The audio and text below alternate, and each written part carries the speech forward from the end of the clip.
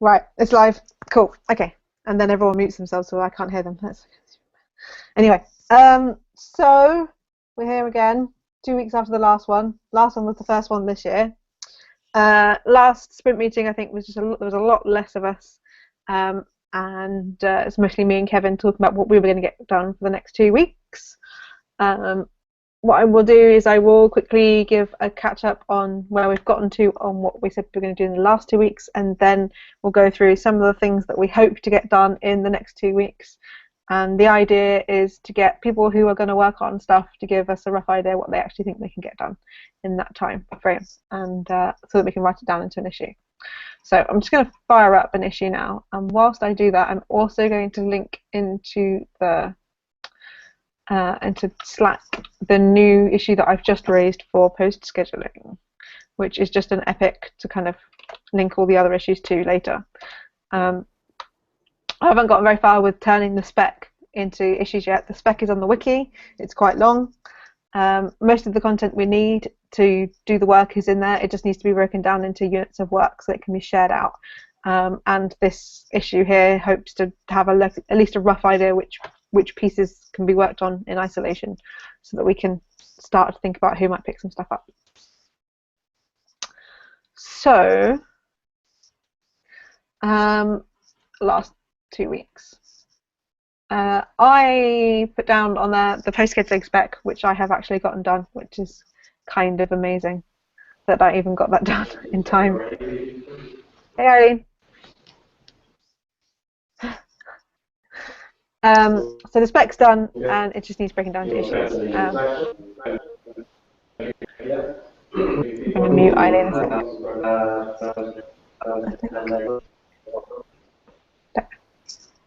So I can hear John in the background.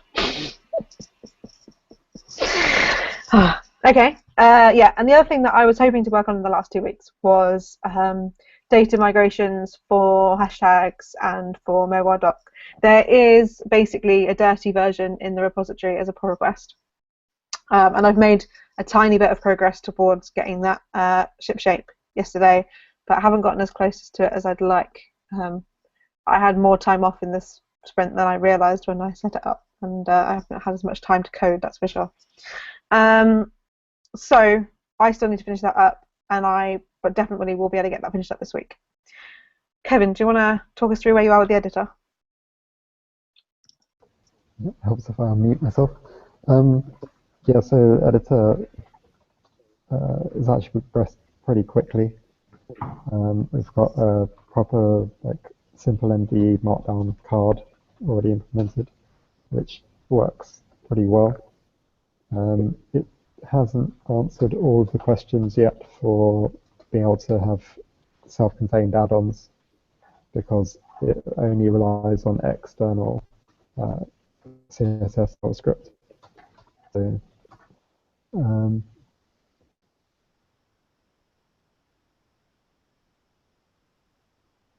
that's an unfortunate moment to freeze. Is he coming back? Maybe not. No? No? Hello? And he's back. Yeah, where did I cut off? You were saying it hadn't quite answered all the questions about external dependencies and something to do with CSS, which I didn't quite catch. Okay, yeah, so the markdown card as it stands at the moment only relies on external JavaScript and CSS dependencies. So I'm writing another one which is only CodeMirror, and that will pull in dependencies from the kind of local install as well. So then that kind of rounds out the requirements. Different things that we can do with it. Yeah. Cool. That's awesome. It's exciting. I have had a quick play with it, and it's really exciting. Can't wait to get this, the first version out there in the world and let people get their hands on it and see what it can do. So,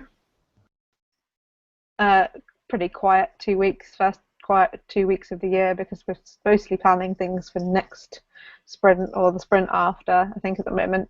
And like you say you're mostly getting and investigating and playing around with stuff, obviously just takes time on the things. And there's so much other stuff going on in the repository at the moment. I had a look at the other day. Was it like there's 90 commits since the last release already, and the last release was 2 weeks ago. So it's just we're powering through. I also did some dependency updates during the sprint because I wanted to get them done right after a release so that we had a little bit of time with them in master to bed in. And they're already massively out of date. I am hoping to get them all to a reasonably stable place, and then I want to try setting up Greenkeeper, which will automatically create a pull request every time one of our dependencies updates. So all I have to do is hit merge instead of going and doing the research and figuring out whether or not we can do it or not, which might make things a little bit quicker. Yeah, 88 commits to master since 14 days ago when we released 0.7.5, which is quite a lot already. Yeah. When you consider that 0.7.3 was 139 commits ago. Yeah, even gives a bit scale of how fast we've gone in the last 2 weeks. It's kind of hard sometimes to remember what it is we have been working on when it's not the things that we wrote down. So, for the next 2 weeks, I have a plan of what I want to do, and I'm going to put that into an epic as we talk. And then anybody else who is going to do stuff on the sprint in the next 2 weeks, if you can each take turns to speak and say what it is, and then I will write some sort of rough note in there, and then you can edit it later. That's okay. Yeah. Cool. Who wants? Oh, yeah. No, go first. I was gonna start. I already did a bit of work initially on the tour feature. Yeah. And I was gonna finish up the CSS kind of Ember mock-up of it to try and get that working. Like the first, I think it's outlined in the epic, the first part of that. Try and get that done next couple of days, and hopefully get like 1 or 2 of those issues knocked out this next couple of weeks. So that's cool. That's really, really cool. Just trying to. I mean, that's the kind of convert thing. If you think about it, when we do finally release post-scheduling, which is going to take us a while to get post-scheduling done, it's going to be a several sprint project to get that out. But when we do, if we have the tour ready, then we can add a tour bubble to the new publish date field to say, hey, you can now schedule posts. Because I'm not sure if you've seen the spec yet, but the way you'll do it will be quite sort of hidden. Like if you set a date in the future, the button will update so you can schedule a post, which means that for now it won't be the most discoverable of features. There is a plan to rework the user interface, I think, to make the whole publishing flow a little bit nicer in the future. But for now, having the tour to help people discover new features is be awesome. Be so cool. And that was a thought I had too. If we're having existing users ignore the tour by default, like through the data migration or whatever, if a new feature is added, will those existing users already be shown that new tour bubble each time? It didn't seem clear. Maybe I didn't read through it carefully enough in the spec, but it didn't seem like there was any plan for once a new feature is released, is there a tour bubble that everybody sees that they can then ignore? Or if they've already ignored previous ones, does that show up then? So the idea, if I remember correctly, because I haven't read it in a while, the idea I had was, say we set up a tour, which is like the first ever Ghost tour, and it's got 4 items in it. You can either go through each one and it will mark as you go through each one that each one's been completed, or you can click the skip all button and it will mark all 4 of those things as completed. But we'll know that the user has seen those 4 things or not seen those 4 things. If we then add a new item, a new thing that has a little pop-up on it, then that thing won't have been marked as completed. So even if they said skip the tour in the past, it would actually show them the new item. And the reason for that is it's to introduce new features to them, so they need to see it. And if we add, say, 3 or 4 new items, they can still hit skip all. But yeah, the big difference between, or the most important thing I think when it comes to tours, Google has a particular thing about doing tours at the moment, and they're modals that pop up on your screen, and they've got like 3 or 4 items, and you have to keep pressing next to get through. You have to see all screens. There's no way to close it. Escape doesn't work. Clicking off it doesn't work. Nothing works, and that's really, really irritating, especially for advanced users that already know, or at least feel like they know everything. They just don't want to be forced to click everything. So as long as there's a skip all button, and there's an easy to hit skip all button every time, I think it's fine. Okay, that makes sense. But yeah. Cool. If there are places in the spec that aren't clear, ping me and let me know, and I can go back and clean them up. Cool. Thumbs up. So, I've got that down. Who wants to go next? Okay. The focus is still on the editor.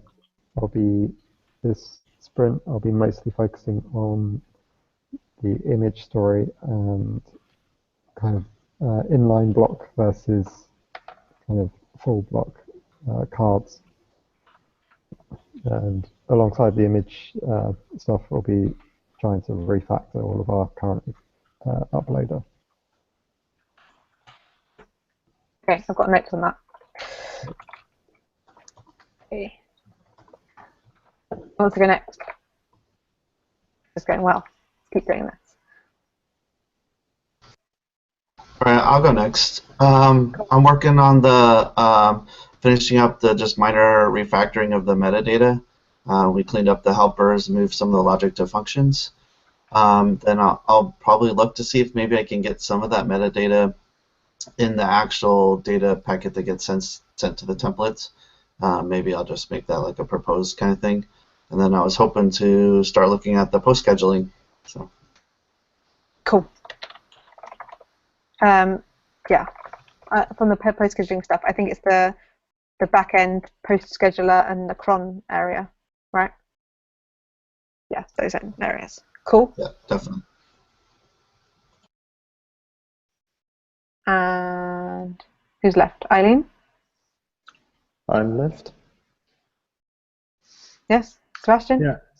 I'm mainly going to work on internal projects, but if anyone is watching who has deep insight into distributed file systems or high availability file systems, it would be really great to ping me on Slack or Twitter or wherever. Yes, exciting stuff with distributed file systems. Yeah. Neat. So much fun. Sebastian, you should blog about what you're working on. Yeah, I know.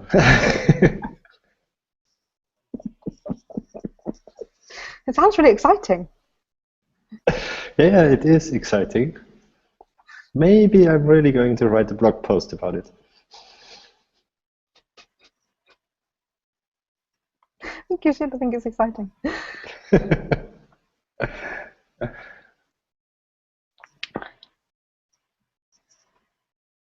Right. Have I got everybody? Eileen. Yeah, it's me only left. Huh? This time I'm last. Huh? I haven't gone yet. So it's fine. You're not last. Well, I'm gonna dig into the time zone issues to try to figure out actually include the time zones of the the published posts,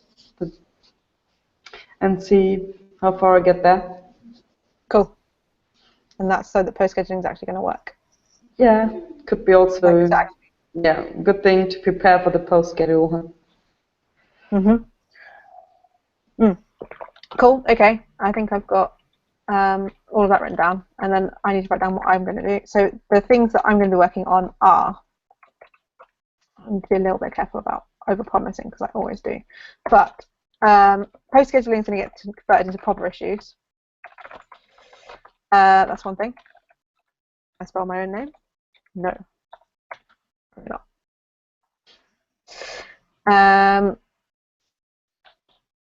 And then also, as part of the post scheduling write-up, I put a little note in the bottom about how we might start working on improving the story around adapters in Ghost, and also doing that through the mechanism of adding a CLI to Ghost. And that prompted more feedback and discussion than post-scheduling did. So I think I need to write that one up as well, just to get that ball rolling. It's quite I'm really excited about it. It's something I've been playing with in the back of my mind for a while, the idea that we should do it. And then after some research, I found some really nice things that we can do. So by adding a CLI to Ghost, not only can we make installing adapters much, much nicer. So rather than having to copy the storage adapter from wherever it lives and then put it in the right folder and then change the config, and then if all the stars align, it works. actually having a ghost install adapter command, and installing it for you from npm, and then maybe even prompting you for the configuration that's needed. So that would be one thing, and that's like the driving force behind adding the CLI, is that would be so much nicer. The other two things that would then give us, or very obvious two things that would make it easier to do, is one, actually getting the install process for Ghost being Ghost start or something similar, so you don't have to do an npm install. And so there would be commands for just doing an install and handling that process, talking to npm, getting the data back, and then outputting hopefully more useful error messages to the user. Because installing Ghost at the moment, you run npm install production, and invariably it goes a bit wrong somewhere around SQLite, and the error messages are really unclear, and often say to email like me or John, which doesn't really get you anywhere because we don't reply. Also, maybe Ghost upgrade as well. And exactly that. Yeah, that was the second one. The second one is Ghost update.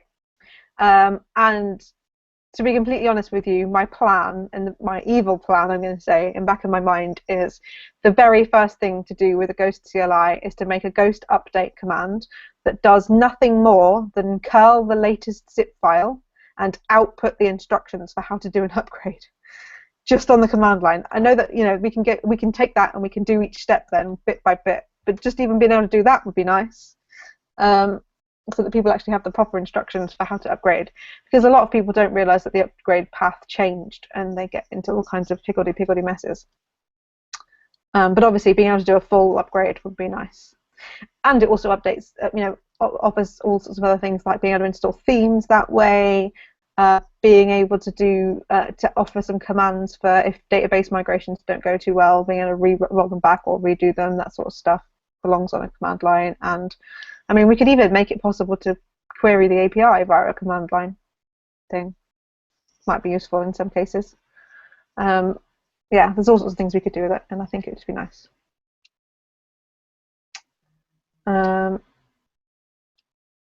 Yeah, so that's that.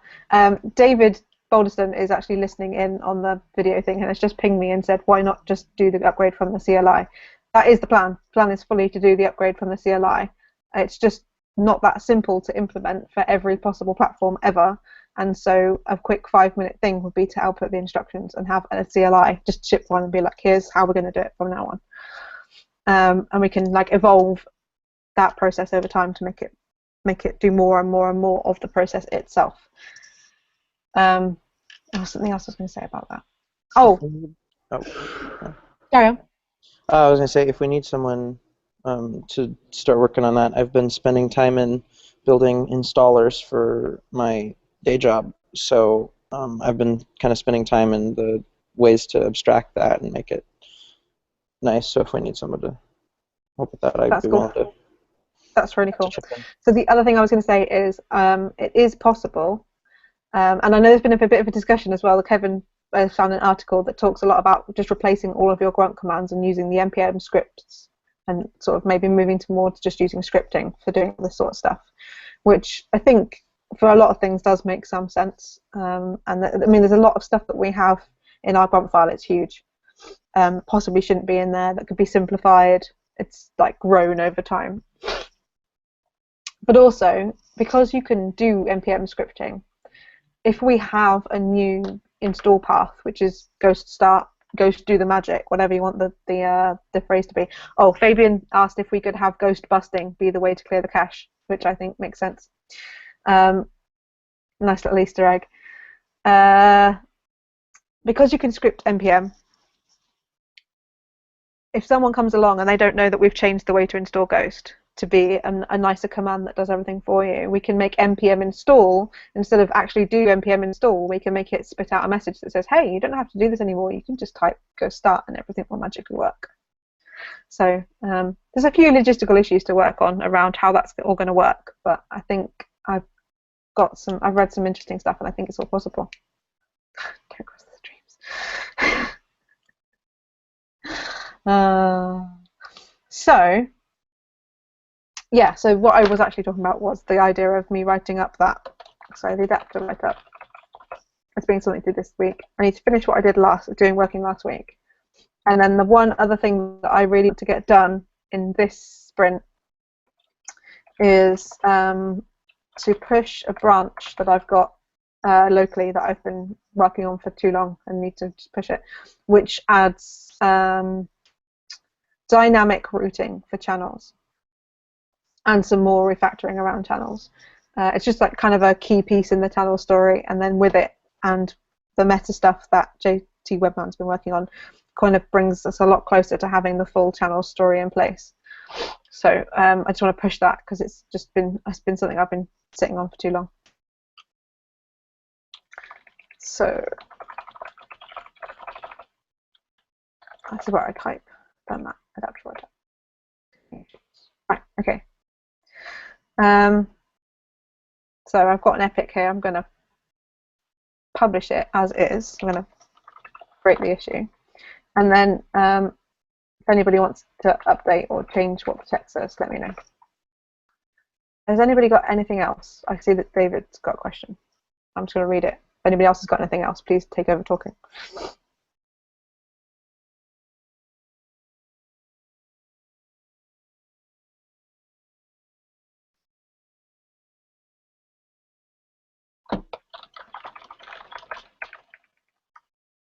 Okay, I should actually answer that out loud rather than try and type it. So, David Balderson has asked in the Slack channel, Ghost is already semi-developer needed unless you host on Ghost Pro. This seems to continue in that direction rather than make it easier for people who have no idea what the terminal is. Is it going to become easier for those people as well using this at some point? Again, writing an upgrade script that works across every single environment is going to be a challenge. It's going to be something. It's going to take a while, I think, and a lot of iterations to get it to work really, really cleanly. So the idea is to start in this direction, but then once we do have a command, an action that's executed via the command line, that could just as easily be executed from a button inside the admin panel.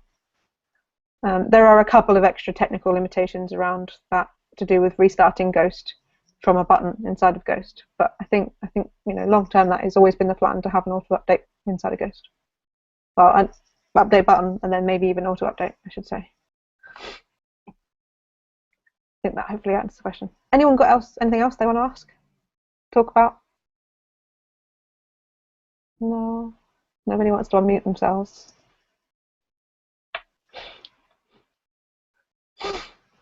David B is typing. Okay, good. So, I should hit this button. That's an ugly issue. That is one ugly issue.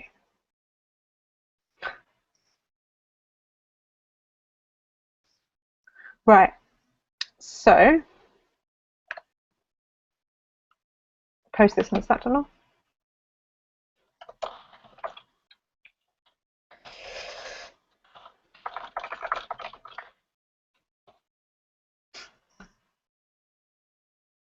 If that's it, then that's a wrap for today. And we'll have this meeting again in 2 weeks' time, hopefully with lots more exciting things to talk about, to do post scheduling in the editor and all sorts of things. The CLI. Sorry? And the CLI. And the CLI, yes. Yes. Yeah. Exciting. Cool. Okay. Well, wrap this up for now. That's nice and quick. Got it down to a T, I think. Yeah, I think just sort of like listing out these things and keeping them in a little issue. I keep referring to it to remind myself what I'm supposed to be doing when I'm doing all the other things I'm not supposed to be doing. So it helps me. Does it help you, Kevin, to have a list or? Yeah, although at the moment it's mostly pretty single track, but when there was kind of more things going on, it definitely helps. Cool. Awesome. I know the list helped me to just start to see what you guys are working on when I was first coming on and helping out with the project too. So. Yeah, that's cool. Okay, it's great. It's great to know that it helps for new people as well. It's kind of like just a little way of keeping some sort of visibility that there are people deliberately working on things. and yeah, progress. Cool. Okay. Well, that's a wrap for today. Thanks for coming. And next week at this time, there will be a meeting, but it will just be a text update meeting in Slack where there's just like the issues that have been worked on will be listed out, and we'll have a quick chat if anything needs discussing. Yeah. Cool. Right, I'm going to stop the broadcast now. Everyone smile just in case it takes a screenshot.